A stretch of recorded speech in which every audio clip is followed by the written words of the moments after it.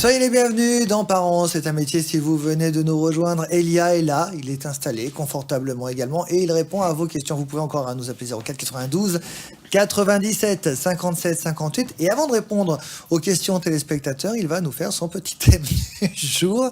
Et il va nous parler aujourd'hui de la petite section. Comment l'enfant vit-il cette première section, la petite section? Alors, comment il la vit?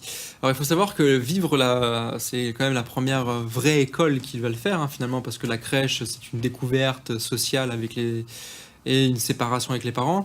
Et à 3 ans, quand il va à la petite section, il n'y a pas de programme spécifique, même si on a quand même des compétences clés à pouvoir favoriser et en tout cas essayer de stimuler.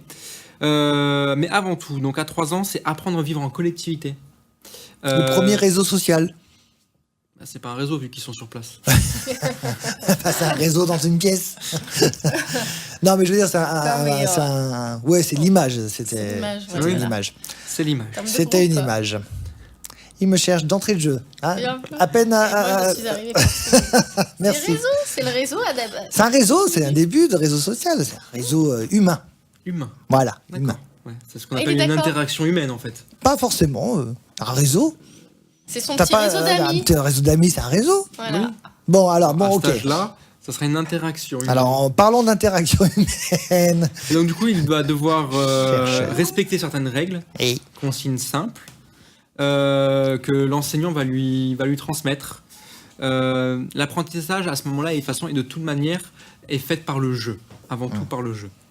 À 3 ans, c'est un enfant qui se sent assez en sécurité dans son environnement familier pour pouvoir justement se confronter à un nouvel environnement de manière beaucoup plus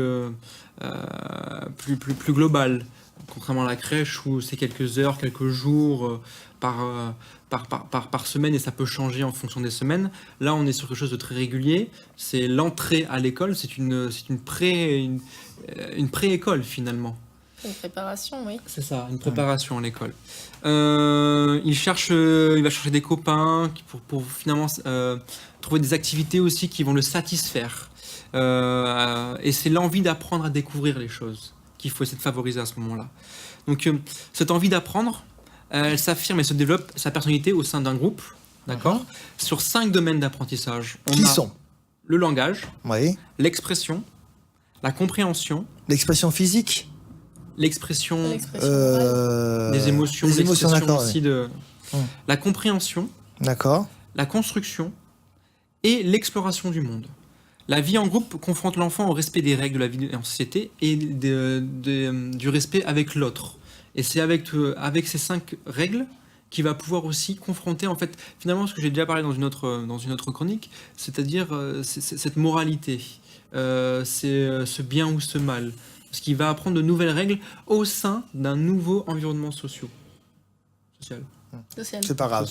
C'est pas grave. J'ai rien dit, t'as vu? J'ai rien dit. Alors, quelques petites choses aussi encore. Là, le temps de la récréation, c'est un temps différent. Où on n'apprend pas par le jeu, où on fait autre chose. Où on se détend. Oui. On crie, on peut On va avec qui s'exprimer. on veut, Oui, on s'assoit. sauf que c'est aussi le temps aussi des mésaventures. Ah bah oui, oui. Et oui, parce que... On tombe des fois. Voilà. Il y a des provocations, Ouais, ça c'est dans le réseau. bagarres. C'est dans le réseau social. Des C'est fois, ce qui des fois, il y a fait des partie bugs. de la groupe de la vie de groupe. Oui.